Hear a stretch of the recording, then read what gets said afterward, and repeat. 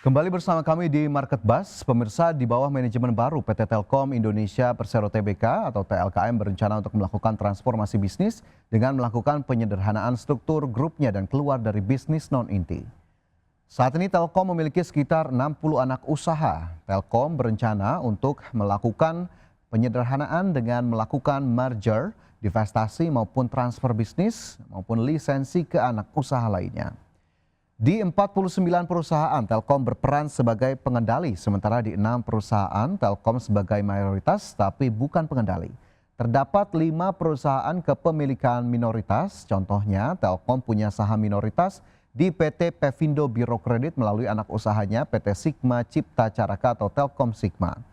Salah satu contoh yang sudah dilakukan ialah menyederhanakan produk Telkomsel dari 6.000 SKU menjadi 4.000 SKU. Tak berhenti sampai di situ, produk akan dirampingkan hingga 200 SKU. Rencananya Telkom akan mengurangi anak usaha menjadi sekitar 22 untuk menghilangkan redundansi. Langkah ini juga merupakan arahan dari Badan Pengelola Investasi Danantara.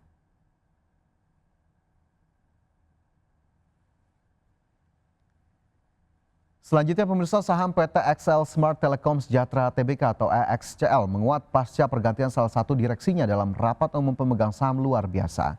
Melansir RTI Business, saham Excel ditutup menguat 5,56% di harga 2.750 pada perdagangan Selasa kemarin. Dalam sebulan saham Excel sudah menguat 24,45% dan terapresiasi 26,67% sejak awal tahun atau year to date. Sebagai informasi, RUPSLB tersebut digelar Selasa memiliki mata acara persetujuan perubahan susunan direksi. Hasilnya Excel resmi mengangkat Sanjay KGA Vagasia sebagai direktur. Upaya perombakan direksi tersebut akan mengarah kepada kebijakan yang akan diambil manajemen terkait operasional Excel.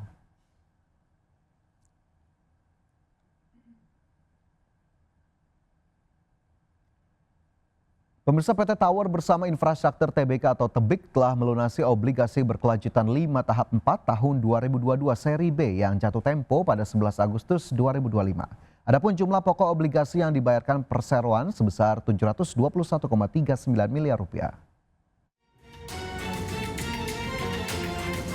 PT Tower bersama Infrastruktur Tbk atau Tebik telah melunasi surat utang obligasi berkelanjutan 5 tahap 4 tahun 2022 seri B. Jumlah pokok obligasi adalah sebesar 721,39 miliar rupiah. Direktur Tower bersama Infrastruktur Helmi Yusman Santoso menyampaikan, surat utang tersebut sudah dilunasi untuk pokok berserta bunganya. Adapun surat utang ini memiliki kupon 6,35% yang jatuh tempo pada tanggal 11 Agustus 2025.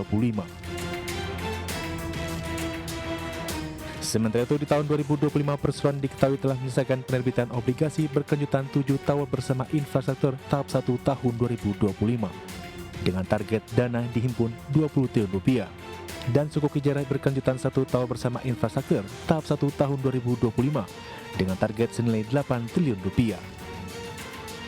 Adapun penggunaan dana dari penawaran ini setelah dikurangi biaya penerbitan akan digunakan untuk pembayaran sebagian kewajiban finansial perseroan, khususnya pelunasan obligasi berkelanjutan 5 tahap 4 tahun 2022 seri B yang akan jatuh tempo pada bulan Agustus 2025 dan sisanya untuk pembayaran pinjaman rupiah.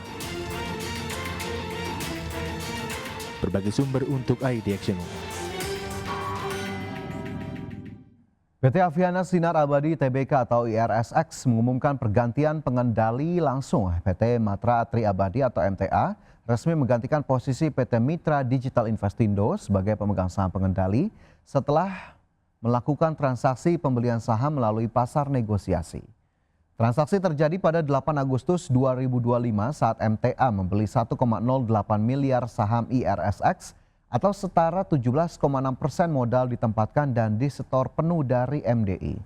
Direktur Utama IRSX Gusti Ngurah Komang Panji Pramana menjelaskan perubahan ini mengukuhkan MTA sebagai pengendali baru perseroan. Sesuai peraturan Otoritas Jasa Keuangan nomor 9 POJK 04/2018, MTA akan melaksanakan tender wajib bagi pemegang saham minoritas. Dokumen tender wajib akan disampaikan ke OJK pada 12 Agustus 2025.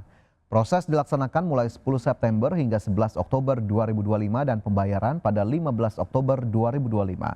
Perseroan menegaskan MTA memiliki kapasitas finansial dan dokumen legalitas untuk menjadi pemegang saham pengendali. Fokus bisnis ke depannya akan lebih ditekankan ke arah digital agency dan entertainment.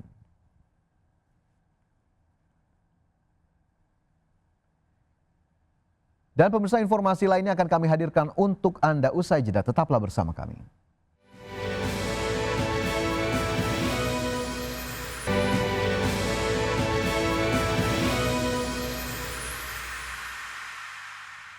Kembali bersama kami dalam Market Buzz. Pemirsa, indeks harga saham gabungan ditutup melesat 2,44% pada perdagangan Selasa dengan menembus level tertinggi di 2025. IHSG menguat ditopang saham Big Caps yang didominasi saham Bank Jumbo seiring asing yang kembali masuk ke pasar modal Indonesia. Indeks harga saham gabungan ditutup melonjak signifikan 2,44% ke level 7.791,69 di akhir perdagangan Selasa. Secara intraday IHSG sempat menguat ke 7.800,831 dan merupakan level intraday tertinggi di sepanjang 2025.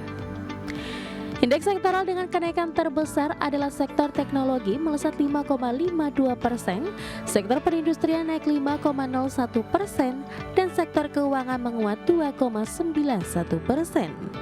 Sedangkan indeks sektoral yang melemah adalah sektor barang baku turun 0,87% dan sektor properti melemah 0,25%. Penguatan signifikan IHSG ditopang penguatan saham Big Caps. Dikutip dari Bloomberg, saham BBRI ditutup menguat signifikan 6,30% di level 5.050 dan menyumbang 39,72 indeks poin ke penguatan IHSG. Saham DCII ditutup menguat 9,99% di level Rp278.250 per saham dan berkontribusi 27,35 indeks poin. Saham TLKM ditutup menguat 6,35% di level Rp3.180 per saham dan berkontribusi 21,74 indeks poin. Saham BBC ditutup menguat 3,51% di level 8.850 dan berkontribusi 21,5 indeks poin. Saham BMRI ditutup menguat 4,03% di level Rp4.910 per saham dan berkontribusi 16,7 indeks poin. Saham BRAND ditutup menguat 4% di level Rp9.100 per saham dan menyumbang 13,32 indeks poin. Saham GoTo ditutup menguat 4,84% di level Rp65 per saham dan menyumbang 6,45 indeks poin. Dan saham BBNI ditutup menguat 3,81% di level Rp4.360 per saham dan berkontribusi 5,72 indeks poin ke IHSG. Saham perbankan naik seiring dengan aliran dana asing yang kembali masuk ke pasar modal Indonesia. Di Senin awal pekan, asing mencatat net buy senilai Rp849,85 miliar. Diperkirakan aksi beli asing masih akan berlanjut. Dirangkum dari berbagai sumber, survei bulanan Bank of America menunjukkan sebanyak 37% manajer investasi global kini memiliki porsi lebih besar di saham pasar negara berkembang, level tertinggi sejak Februari 2023. Peningkatan ini didorong pandangan positif terhadap prospek ekonomi Tiongkok dan pelemahan dolar Amerika Serikat. Berbagai sumber, IDX Channel.